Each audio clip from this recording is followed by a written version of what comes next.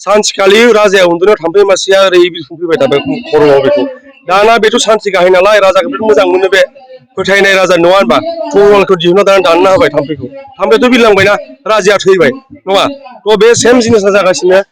लाइमोनफोरनि मेसेजानो बेनो आङो लाइमोन इस्युनि थाखाय ओंखारखादों हा आं आगोल बिदि पलिटिक्सआव अपेनलि ओंखाराखैमोन लाइमोन इस्यु जागासिनो बिटिसिआव थांनाय 6 दानाव बिटिसि सरकार दानाय उनाव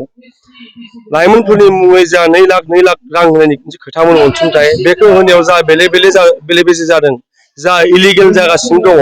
बिनि बेरेखायैनो आं लाइमोनफोरखौ सिनसियार खालामनो लाइमोनफोरनि जा मोन्थायखौ सेना लांदों सानैसो लाइमोन दैदेनगिरिनि मुङाव लाइमोनफोरनि इयुनखौ खोमसिनि फारसे जायफोरा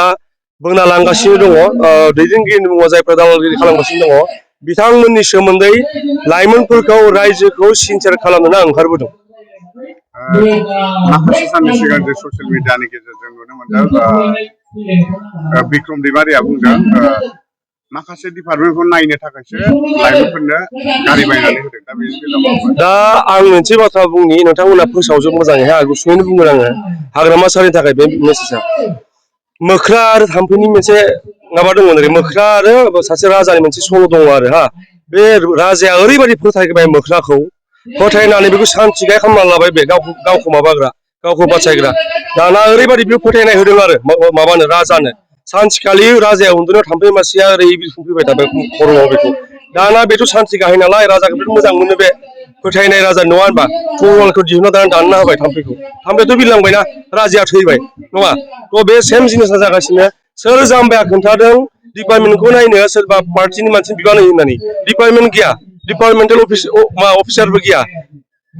स्टेट मेसिनारि जेबो गैया नामा बे सिस्टेम जेबो गैया नामा सोर खोन्थादोंमोन बे बाथ्राखौ थ' जाय बाथ्राया डिपार्टमेन्टनि खामानिखौ सोर नायो बे बाथ्राखौ जाय मानसिया मिथिया बेखौबो दैदेनगिरि होनो नागिरो मानसिफोरा दा अबे एंगलनिफ्राय दैदेनगिरि बे दा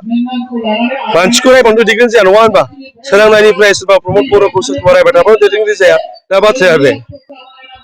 जों माखासे केम्पेइनफोरावहाय नुनो मोनदों माखासे लाइमोनफोरा बिसायख'थि फोसावदिंनायनि मुङाव जायनाखि बर'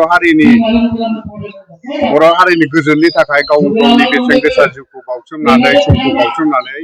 बर' हारिखौ दिनै बेबायदि थासारिसिम लाबोदों बैसोरखौनो माने खुनु रेसपेक्ट गैया रायबाय थानायखौ नुनो मोनदों दा बेनि सायाव बे दुखुनांथाव बेनो इडुकेसनखौ बेखायनो नांगौ नङा होनबा सिभिल ससाइटि होनांगौ थानाय जों बेनो आङो दा फोसावदिंदों आं मालाबा सोरखौबा गाज्रि राव बुंदों नामा आंथ' गाज्रि राव बायाखै हाग्रामा महिलारि सारखौ माबा बुंदों नामा बिथाङा हारिनि बिर जोहोलाव नाथाय बिनि ओंथिया बे नङादि बिथाङा मावनाय मोनफ्रोम खामानिखौ जोङो खाना बायदि सापर्ट खालामगोन बिथांनि गोरोन्थिखौ जोङो खाना बायदि नुयै जानानै थागोन नङा होमबा जे बिथाङा बिर नालाय बे हारियाव खामानि मावदों बिनि थाखाय अरायबो सेलिउट थागोन अरायबो खुलुमगोन नाथाय बिथांनि लिडारशिपआव जायफोर गोरोन्थि खामानि जादों बिथाङा जाय साबासे थेख्ला बै लिडारनि मुङाव दालालगिरि खालामग्राफोरनि बिबान होदोंना बिथांमोननि थ्रुयै जा गाज्रि खामानि जादों बिनि हेंथायै जोंनि भइसखौ स्टप खालामनो हानाय नङा बे रेजिस्ट जाबाय थागोन